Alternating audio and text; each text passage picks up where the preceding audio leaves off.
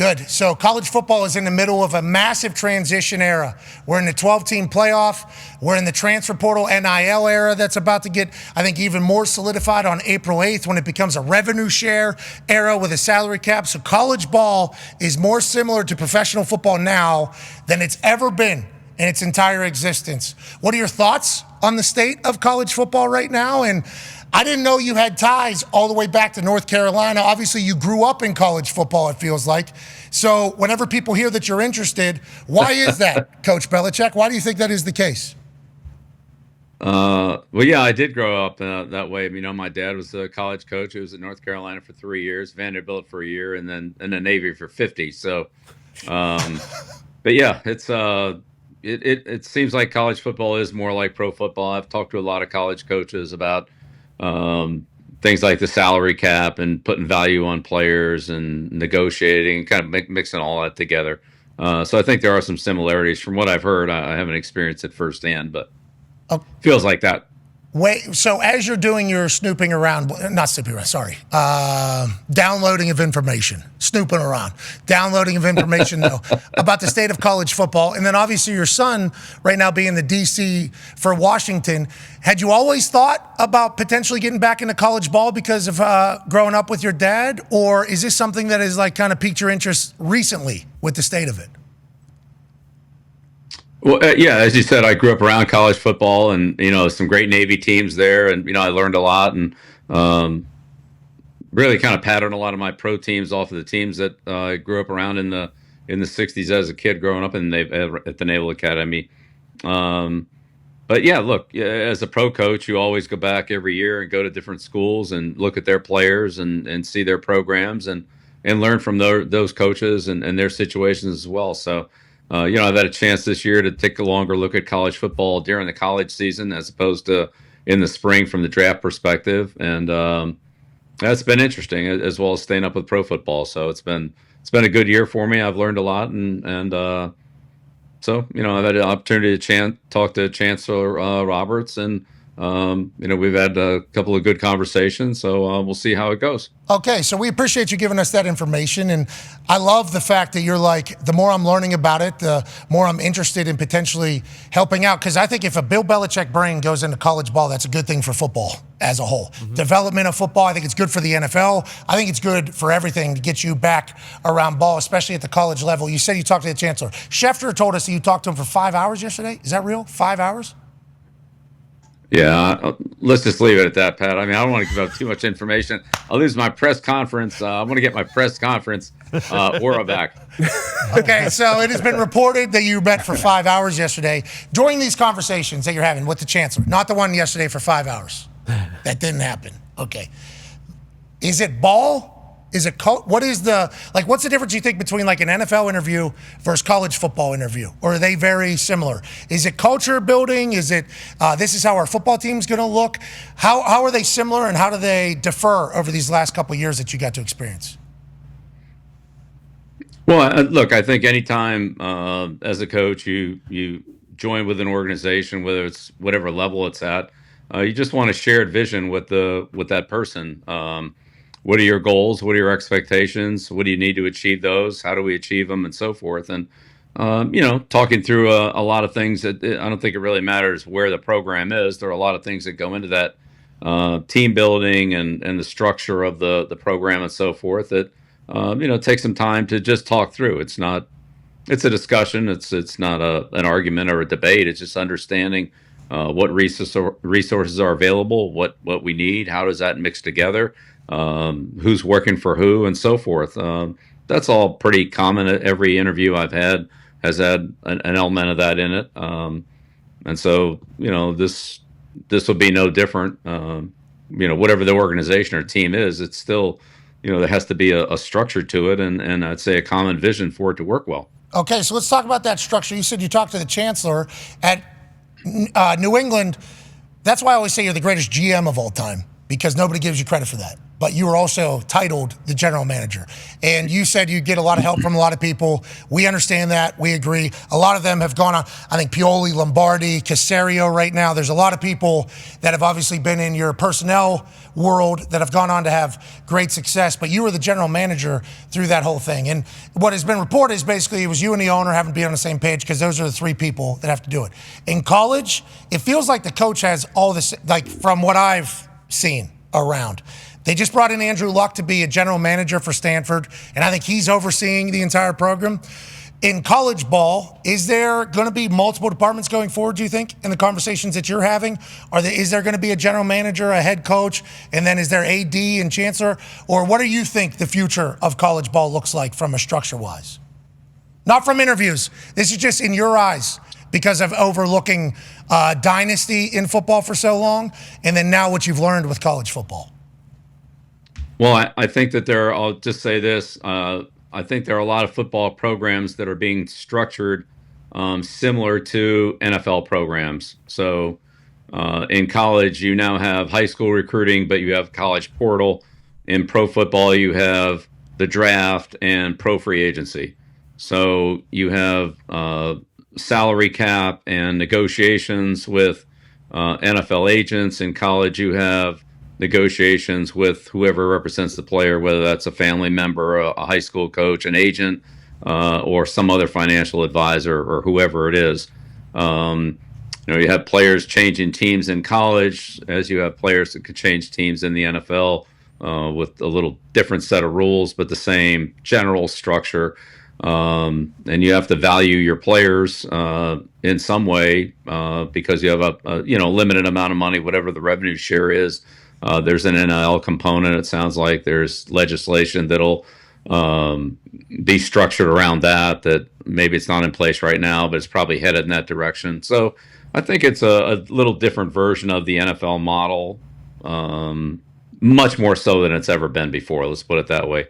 Coaching staffs now there are no limitations on that like there were in college.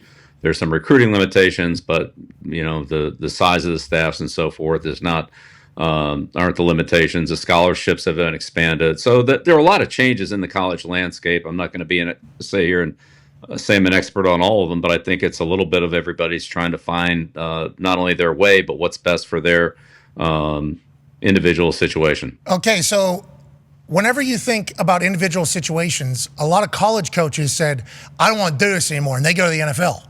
They said, I don't want to handle all the shit that's taking place, and they want to get to the NFL. That's actually like one of the things, narratives, conversations happening behind the scenes as this transfer portal NIL thing starts happening, saying a lot of these old ball coaches think we're getting away from what college ball is. They want to leave. They want to go to the NFL.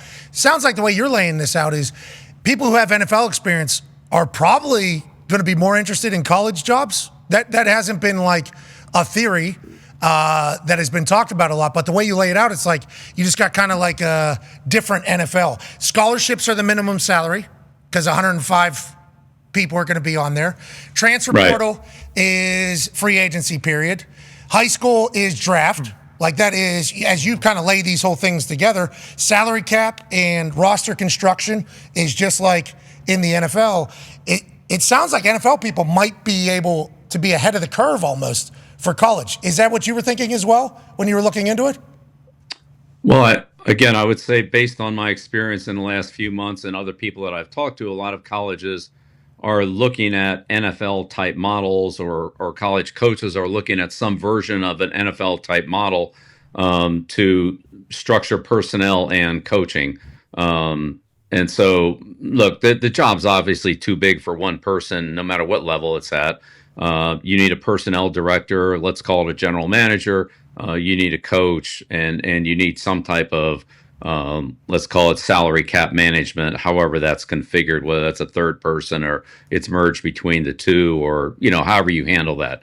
And so somehow you have to have those bases covered. And, it's certainly not a job for one person. It's a job that's going to take, a lot of work, no matter what level it's on, because it's complex and there are a lot of people that you're trying to evaluate. You're trying to evaluate the entire Let's just say if you're in college, all the college players, and you've got a big high school group. If you're in the NFL, it's all the free agency players, which is not the full league, but it's still a pretty big chunk of it, and all the draft eligible players, which is probably starts with over 500 players and gets whittled down. So it's still a lot of volume, however you slice it up, and it's again, way too big of a job for one person. So you'd want to have a team that would be able to handle the demands of the different areas to put the best team together that you can on the field.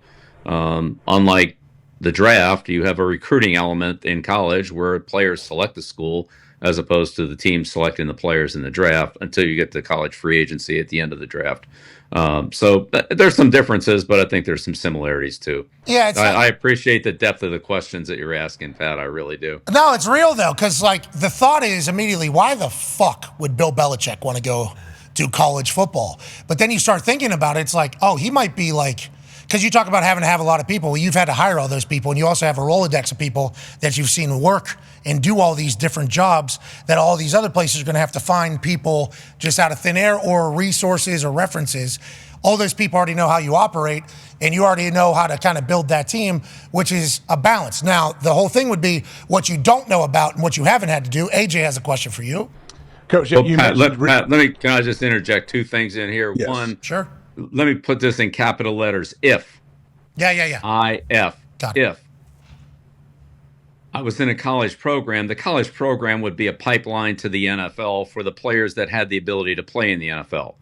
It would be a professional program, training, nutrition, scheme, coaching, techniques that would transfer to the NFL. It would be an NFL program at a college level and an education that would get the players ready for their career after football, whether that was the end of their college career or at the end of their pro career. But it would be, geared toward, developing the player, time management, discipline, structure, and all that would be life skills, regardless of whether they're in the NFL or in somewhere in business. And I feel very confident that I have the contacts in the National Football League to pave the way for those players that would have the ability to have the opportunity to compete in the National Football League. Whether they're good enough or not, I don't know, but they would be ready for it. I don't have any doubt about that. So that would be the first comment that I would make. Relative to the structure of the program, it would be an NFL program, but not at the NFL level. Yeah, which is quite a benefit to have the guy that ran the dynasty. No doubt. In the middle of this entire thing. Bill, listening to you lay that out, I just thought of every NFL guy's son. Okay, everybody that's ever been in the NFL that has a son that's in there, like Bill Belichick's offering up a one-way trip to how we're doing life. Yeah, we can go. Any expatriate that has a kid, obviously, over all those years, I assume they're going to be like, hey, need you to give my boy a rat. That's a big part of like college, though. It used to be development, yes. Now it's like a big difference. And if you find the right guys, you can build it. And if you got the resources, you can do it anywhere, especially at a P4 program. But there is one thing that you haven't done yet, or we haven't seen you do at least. Go ahead, AJ. Coach, Pat's alluding to the recruiting aspect of coaching in college. I know that's the biggest difference between coaching the NFL and coaching in college. I know you recruit free agents and everything in the NFL, but in college, you're evaluating and recruiting these high school kids. Have you given any thought to that, and how different would it be to evaluate high school kids compared to college? I think, AJ, as you know, there's a big level of development from players who are 16, 17, in that range compared to the 20, 21-year-olds that come into the NFL. There's still a level of development, but I think in high school you just have a projection. It's much more of a projection element. So, generally speaking, most high schools, where's the best player, right? Quarterback or maybe running back.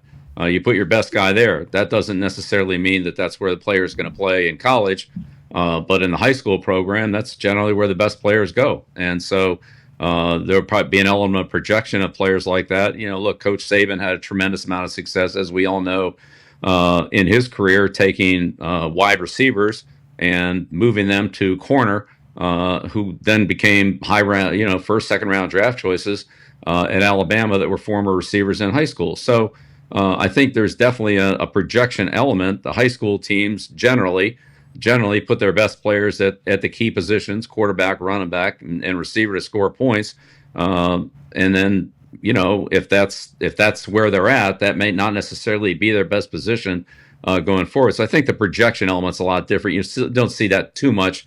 I know we had Edelman, but for the most part, you don't see guys that play one position in college and play something else in high school. I think there's just more of that going the other way. And certainly the linemen, a lot of those kids at 17 aren't the men that they are in the National Football League when they get to 25, 26-year-old, just physically mature. So, the time that I spent in Washington this year, those players gained a lot of weight, not just weight, but also strength. And so when you combine the strength and the nutrition programs in a program, you see a lot of quality weight gain, and guys going from 240 to 275, or 270 to 305, and things like that.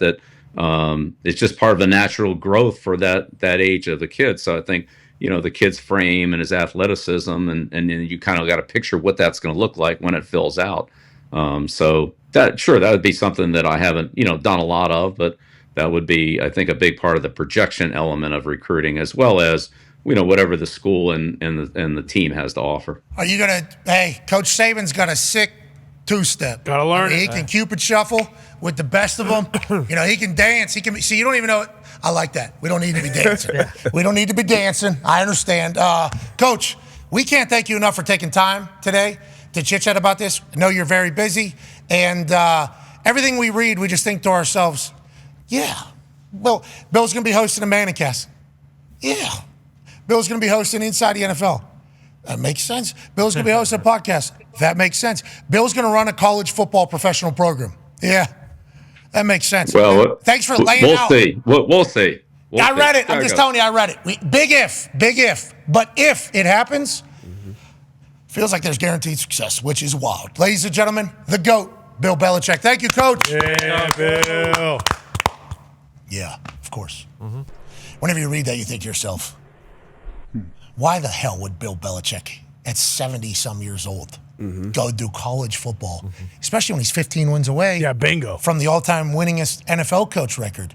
You would think he'd be holding off whatever hope or whatever drive to get back in the NFL. And then he said, I was hanging out in Washington, whenever the strength program is with the nutrition staff, you can really create some good men. It feels like you can really, and then he starts thinking about, I'm going to let them know projection-wise, here's a pipeline to the NFL. And then also your work ethic and everything else. It's going to be accountability driven. It's going to be all that. It's like, I think he wants to shape the next generation. Yeah. That is probably how he's viewing it. It's like, I'm tired of what I'm seeing in some of these places. What's going on, what they're letting, what the next level is becoming at the NFL, because these guys are getting paid so much money early, then potentially egos get big. All of a sudden, some college kid comes into an NFL team, thinks he's already arrived, and then maybe they're quitting, they're leaving, so they don't have to do as much, they don't have to face as much adversity. That's not everywhere, but it is certainly happening in this modern era. Not the dude's faults either. If they see the bunch of money that you can go get, if you come from certain situations and you don't have the vision to be the NFL guy, you're just trying to get yourself and take the money, do whatever you got to do. But Bill's like, the guys that come to North Carolina are going to be, we're going to be pros. Be professional. Yeah, we are going to. So it's like, hey, Andrew Luck, I am so sorry. Feels like Bill Belichick's going to be looking for those Stanford guys as well. And I talked about ex-NFLers sending their kids to Bill Belichick.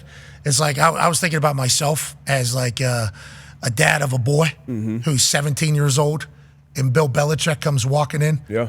He's like, hey, and I played in the NFL. Yeah. Hey, you remember, just rattle off the coaches that the guy, like I played for. You remember when Chuck Pagano used to say, bomb, bomb, bomb. Nowadays, it ain't like, your boy, okay, he's going to come in. We're going to make him, if he doesn't make the NFL, he's going to be an incredible businessman. He's going to have an incredible work ethic. He's going to understand how to organize things. He's going to learn how to watch film, which you're going to be able to take into your life and everything else. It's like, that's the pitch, I think, that he's going to be giving. And I think he's going to be able to get I think he's going to be able to get great players if he has the money resources just to be able to keep up with everybody else, which we assume will be. Yeah, and what AJ asked him would be the first thing that I would think about. Obviously, where he is now in his career and his life, being on the road, recruiting, because that's kind of how we saw it, how we remember it.